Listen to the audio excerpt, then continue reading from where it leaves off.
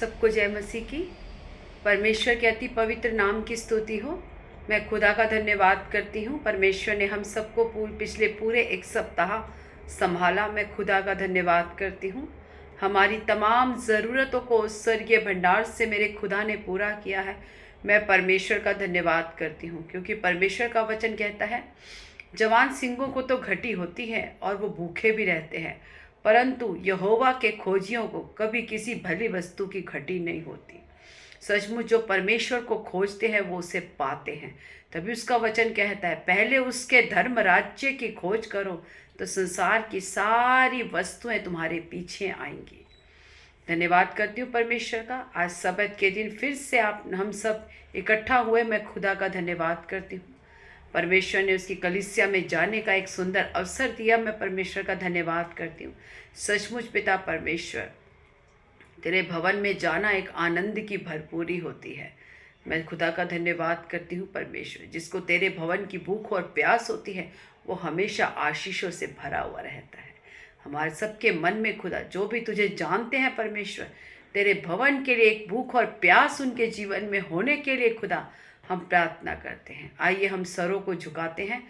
उस सर्वशक्तिमान परमेश्वर के आगे हम अपनी प्रार्थना विषय को रखते हैं, जिसके कान सदा धर्मियों की प्रार्थनाओं पर लगे रहते हैं और वो हर एक प्रार्थना को सुनकर उसका हाँ और आमीन में उत्तर देने वाला परमेश्वर। आइए हम सरों को झुकाते हैं, उस सर्वशक्तिमान परमेश्वर के आगे अपने प्रार्थना को रखते हैं। धन्यवाद यीशु प्रभु। सर्वशक्तिमान परमेश्वर, हम आपका धन्यवाद करते हैं। धन्यवाद करते हैं परमेश्वर, तेरे किए गए एक एक भलाई उपकारों के लिए, दया के लिए, तेरी सामर्थ के लिए हम प्रार्थना करते हैं खुदा। धन्यवाद करते हैं परमेश्वर, आपने पिछले पूरे एक सप्ताह खुदा हमें भली रीति से चलाया खुदा। हमारे आने जाने में परमेश्वर, उठने बैठने में खुदा, बाहर भीतर आने जाने में खुदा, आपकी उपस्थिति हमारे संग साथ रही खुदा। हम आपका धन्यवाद करते हैं। आज का दिन परमेश्वर आपने दिखाया, धन्यवाद करते हैं। तेरे भवन में जाकर खुदा तेरी आराधना स्तुति करने के लिए खुदा आपने हम सब की मदद और सहायता की परमेश्वर। धन्यवाद करते हैं। धन्यवाद करते हैं खुदा। आज के वचन को तेरे हाथों में सौंपते हैं। जो भी वचन बोया जाए परमेश्वर, वह तेरे लोगों के लिए एक आशीष का कारण हो खुदा। हे पिता परमेश्वर, जो कार्य खुदा तूने हमारे ऊपर सौंपा है, उस कार्य को अच्छे रीति से करने के लिए खुदा हमें बुद्धि ज्ञान समझ दे। तेरी आत्मा से भर खुदा, तेरी आत्मा से लेकर चल परमेश्वर। हम धन्यवाद करते हैं। आगे के समय को आपके हाथों में सौंपती हूँ। आपने प्रार्थना सुनी, धन्यवाद। सारी आदर महिमा जलाल आपको देती हूँ।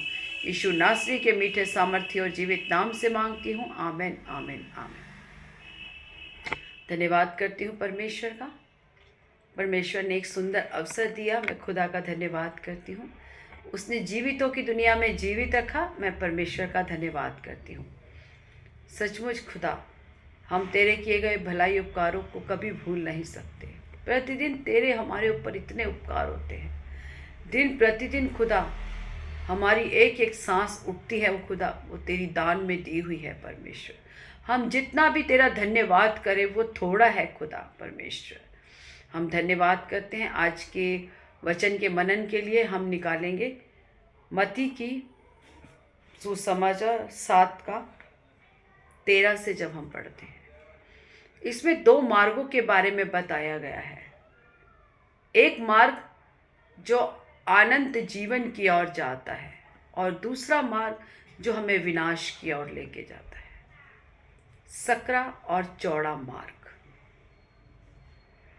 सकेत फाटक से प्रवेश करो, क्योंकि चौड़ा है वह फाटक और सरल है। कौन सा? चौड़े फाटक से प्रवेश करो, क्योंकि चौड़ा है, सरल है, उसमें कोई बाउंडेशन नहीं है।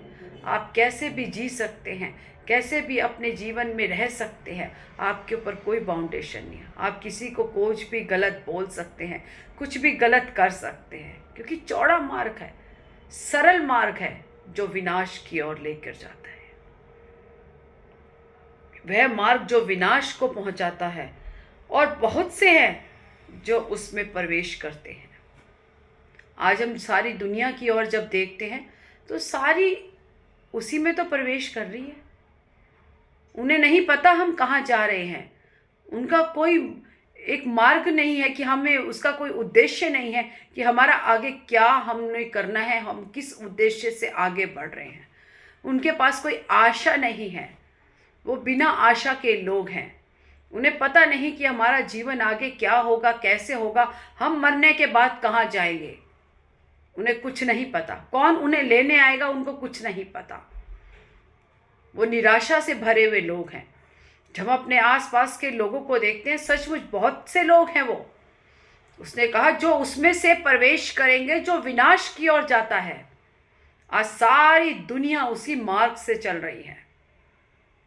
जिन्होंने यीशु मसीह को अपना उद्धारकर्ता के रूप में ग्रहण नहीं किया, जिन्होंने उस पर विश्वास नहीं किया, वो सभी उसी मार्ग की ओर जा रहे हैं, जो उन सबको विनाश की ओर लेकर जा रहा है। और सकेत है वो फाटक जो कठिन है, वह मार्ग जो जीवन को पहुंचाता है, और बहुत थोड़े हैं जो उसमें प्रवेश करेंगे। उसने कहा सकेत है वो मार्ग, छोटा है वो मार्ग, बहुत टेढ़ा मेढ़ा छोटा सा मार्ग है वो, जो इसमें प्रवेश करेगा। जब हम एक खुली जगह से जाते हैं तो हम खुले डुले होकर जाते हैं, कंफर्टेबल होकर जाते हैं। लेकिन यदि हम एक छोटी सी सुरंग से जाएंगे तो हम निकलेंगे तो हमारे कभी यहाँ लगेगा, कभी वहाँ लगेगा, कभी इधर चोट आएगी, कभी इधर चोट आएगी, लेकिन वो मार्ग हमें उस अनंत जीवन की ओर लेके जाएगा। इसीलिए उसमें फर्क है। जो लोग चौड़े मार्ग से जाते हैं उनके जीवन में कोई आशा नहीं है, कि डिफरेंस है दोनों मार्गों में। आपके लिए सहूलियत तो है, आप जैसे मर्जी जी सकते हैं अपने जीवन को, आपके लिए कोई बाउंडेशन नहीं है, लेकिन वो आपको विनाश की ओर ले जाएगा। वो निराशा से भरा हुआ मार्ग है, क्योंकि उनके जीवन में कोई आशा नहीं। उनके पास पैसा तो है लेकिन शांति नहीं, कोई खुशी नहीं, कोई आनंद नहीं। चाहे वो अच्छा भोजन खाते हो लेकिन वो हिष्ट पुष्ट नहीं, वो स्वस्थ नहीं दिखते। उनके मुंह से अगर आप देखेंगे तो हमेशा उनके जीवन में एक निराशा रहती है। उनको अपने लक्ष्य नहीं पता होता आगे जीवन का। यदि हम उनसे बात करते हैं तो उनको ये होता है पता नहीं आगे क्या होगा, मैंने सोचा नहीं, मेरे को पता नहीं, या मैंने कुछ नहीं उसके बारे में आगे विचार किया। कोई लक्ष्य नहीं, कोई मोटिवेशन नहीं है उस जीवन आगे उसके जीवन के लिए। उनको पता नहीं उन्हें कहाँ जाना है, क्या करना है, उनका भविष्य क्या होगा, उनको कुछ नहीं पता। लेकिन जो लोग सकेत मार्ग से जाते हैं वो परमेश्वर का मार्ग है। उसमें माना कि आपको थोड़ी बहुत दुख तकलीफ परेशानियां आएंगी, क्योंकि सकेत मार्ग है, लेकिन वो हमें उस अनंत जीवन की ओर लेके जाएगा। क्योंकि उसमें जो भी परेशानी हमें आएगी उससे बाहर निकालने का उपाय भी हमारा परमेश्वर करेगा। और उस मार्ग से जाने वाले लोगों के अंदर एक आशा होती है, एक आनंद, एक शांति होती है। धर्मी 10 बार गिरने पर भी खड़ा होता है, क्योंकि यहोवा परमेश्वर उसके संग रहता है। जिसके साथ सर्वशक्तिमान परमेश्वर रहता है उसे कैसा डर और भय। आज बहुत से विश्वासी जो कहते हैं कि हम जन्म से परमेश्वर को जानते हैं, वो भी आज उस चौड़े मार्ग से जा रहे हैं। जिन्होंने कहा कि हमें तो पता है वचन का, हम तुमसे ज़्यादा ज्ञानी और समझदार हैं, वो आज सभी उस चौड़े मार्ग से जा रहे हैं जो उनको विनाश की ओर लेकर जाएगा। और उन लोगों के लिए ज़्यादा दंड है, क्योंकि परमेश्वर के इस कलाम जीवित वचन को जानकर भी इसके उल्लंघना करते हैं और इसके विरुद्ध चलते हैं।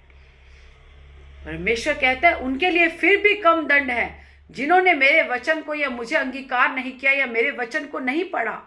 परंतु जो इन वचनों को जानता है, जो परमेश्वर को जानता है और फिर भी जानकर भी इन वचनों के विरुद्ध में चलता है, उनके लिए ज़्यादा दंड है। हम अपने जीवन को परखें कि हम क्या कर रहे हैं।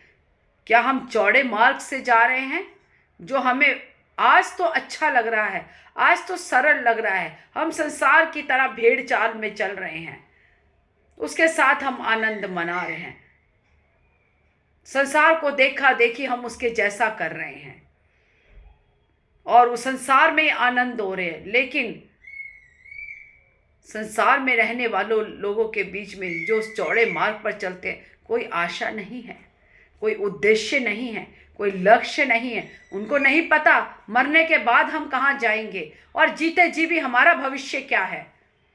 और यदि हम गिर जाएंगे, यदि हम बीमारी में पड़ जाएंगे, तो पता नहीं उससे हम निकल भी पाएंगे कि नहीं। लेकिन सच में मैं खुदा का धन्यवाद करती हूँ कि जितनों ने परमेश्वर को जाना, उन परमेश्वर ने उन सब को अपनी संतान होने का अधिकार दिया। इसीलिए हम धन्य लोग हैं। मैं धन्य हूँ कि परमेश्वर की बुलाहट मेरे जीवन में थी। परमेश्वर ने मुझे चुना। मेरे जैसा सौभाग्यशाली इस संसार में कोई नहीं था कि परमेश्वर ने मुझे बुलाया, क्योंकि सबसे पहले परमेश्वर ने मेरे परिवार से मुझे चुना। मैं खुदा का धन्यवाद करती हूँ और मैं उस मार्ग पर चलती हूँ। मैं खुदा का धन्यवाद करती हूँ।